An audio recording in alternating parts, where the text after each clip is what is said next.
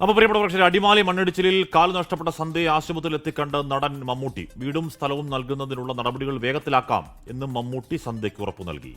മമ്മൂട്ടിയുടെ ജീവകാരുണ്യ പ്രസ്ഥാനമായ care and ഷെയറും രാജഗിരി ആശുപത്രിയും ചേർന്ന് പൂർണ്ണമായും സൗജന്യമായാണ് സന്ധ്യയ്ക്ക് ചികിത്സയും കൃത്രിമക്കാലും നൽകിയത്. ബാക്കി വീടിന്റെയും സ്ഥലത്തിന്റെ കാര്യമൊക്കെ നമുക്ക് ശരിയാക്കാം എന്ന ഉറപ്പുകൂടി മമ്മൂട്ടി നൽകുന്നുണ്ട്.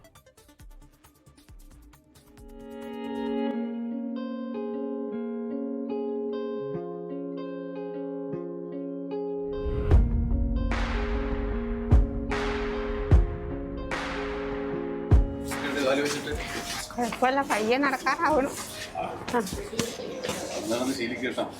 സ്വപ്നമാണോ യാഥാർത്ഥ്യമാണോ എന്ന് സംശയിച്ച സന്ധ്യയോട് മമ്മൂട്ടിയുടെ സ്നേഹാന്വേഷണം.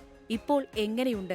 നീറുന്ന മുറിവുകൾ സമ്മാനിച്ച മണ്ണിടിച്ചിലിന്റെ വേദനയെ അല്പനേരത്തേക്കെങ്കിലും മറന്ന് കൃത്രിമക്കാലിൽ എഴുന്നേറ്റുനിന്ന് സന്ധ്യ പറഞ്ഞു.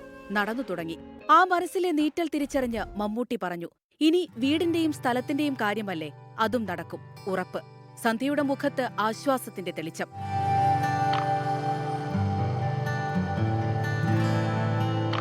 കൃത്രിമക്കാൽ വെച്ചതിനു ശേഷം ഡോക്ടറെ കാണാൻ രാജഗിരിയിലെത്തിയതായിരുന്നു സന്ധ്യ. ഇതിനിടയിൽ മമ്മൂട്ടിയെ നേരിൽ കാണണം എന്നുള്ള ആഗ്രഹം അറിയിച്ചു. വിവരമറിഞ്ഞ മമ്മൂട്ടി സന്ധ്യയെ കാണാനെത്തി. കൈനിറയെ സമ്മാനങ്ങളും നൽകി. സ്ഥലവും വീടും നൽകുന്നതിനുള്ള നടപടികൾ ഉടനെടുക്കാമെന്ന് മമ്മൂട്ടിയുടെ ഉറപ്പ്. മമ്മൂക്കയുടെ ഹെൽപ്പും സഹായം എല്ലാവിധവും ഉണ്ടായിരുന്നു. അതുപോലെ തന്നെ നമ്മുടെ കാല് ലിംബ് ഫിറ്റ് ചെയ്യുന്നതിനാണേലും അദ്ദേഹത്തിൻ്റെ സഹായം ഹെൽപ്പും നമുക്ക് വീണ്ടും ഉണ്ടായിരിക്കുകയാണ്.